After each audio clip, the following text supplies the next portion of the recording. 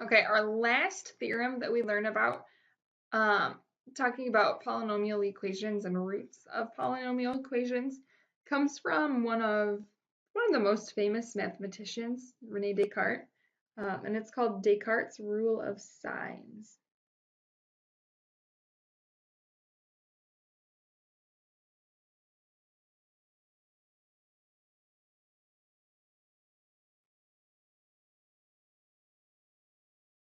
Okay, Descartes' rule of signs tells us a lot about the number of real roots based on the sign changes in our polynomial function.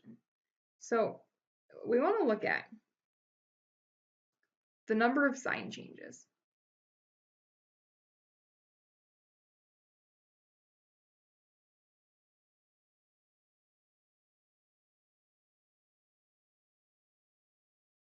So the number of sign changes between consecutive coefficients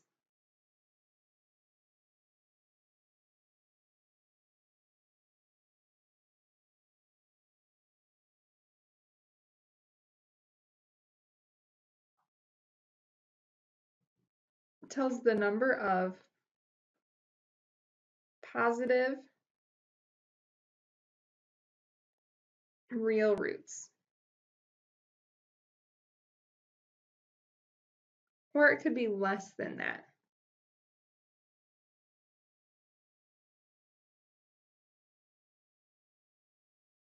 By an even number. Okay, a lot of words here. Kind of recap again. So we want to look at the sign changes between consecutive coefficients. So if we have like positive x to the fourth and then a negative 3x cubed. Going from positive to negative, that counts as a sign change. Okay. The number of sign changes tells us how many positive real roots we have. We're talking any roots. It could be rational, it could be irrational, but it's a real number. We don't have an imaginary. Okay, that tells us the number of positive roots we have.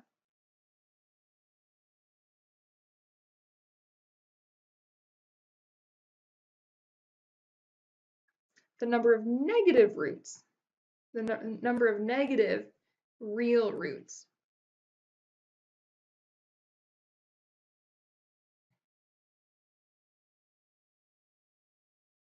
Is the number of sign changes.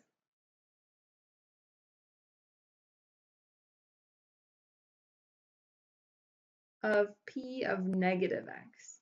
So when we're looking at this, we're, instead of just thinking of our polynomial function, we want to put negative x in and see, we want to replace all of our x's with a negative x and kind of simplify a little bit, see how many sign changes we have then, and go from there. And this will make a lot more sense after we look at an example. So bear with me here for a little bit.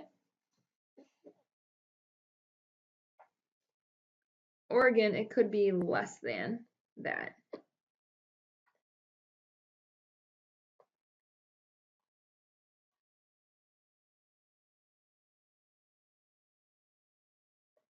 By an even number.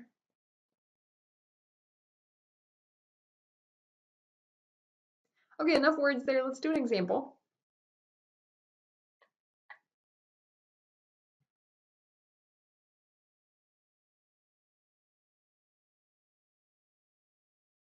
This is example 5 here. We want to know, what does Descartes' rule of signs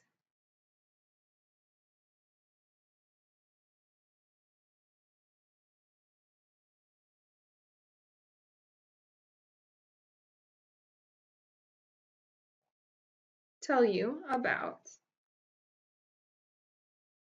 the roots of my polynomial function here? P of x equals 8x to the third plus 2x squared minus 14x plus 5.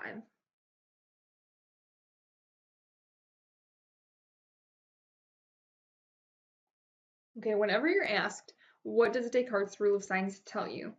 We want to look at both parts of this. Our first part looking at how many positive real roots we have and how many negative real roots we have. So I usually like to split this up with positive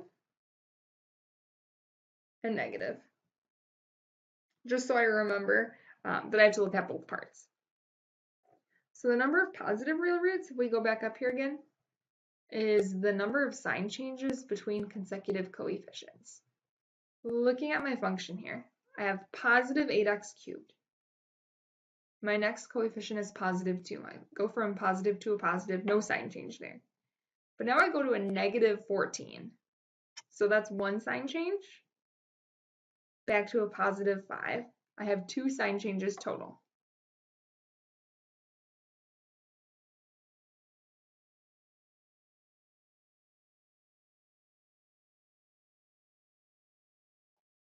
Which means I could have 2 positive real roots, or I could have less than that by an even number. In this case, that means we have either 2 or 0, potentially 0, positive real roots.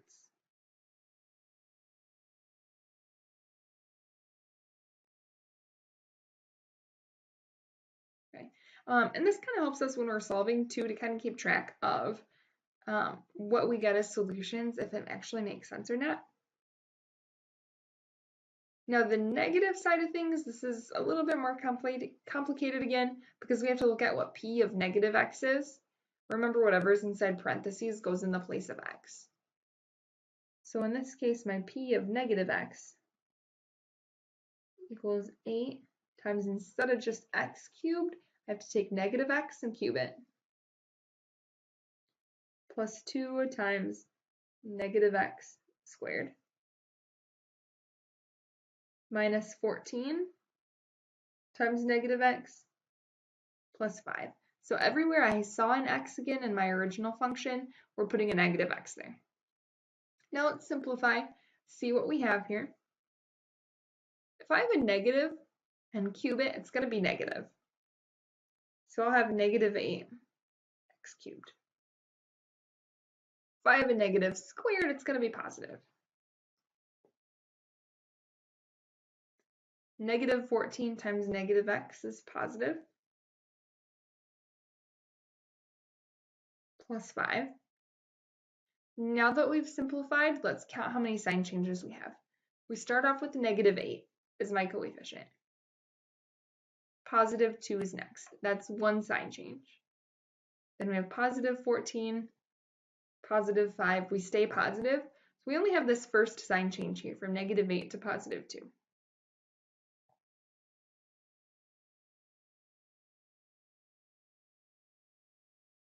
Which means we have one negative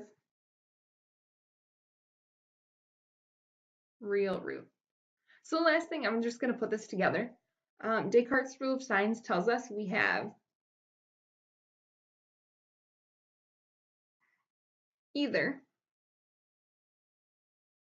2 or 0 positive real roots,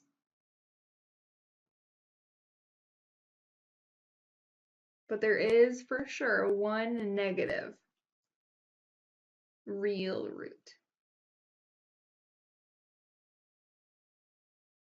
Okay, now again, this doesn't really help us to actually solve any of our polynomial equations, but it helps us kind of keep track of whether our roots make sense or not.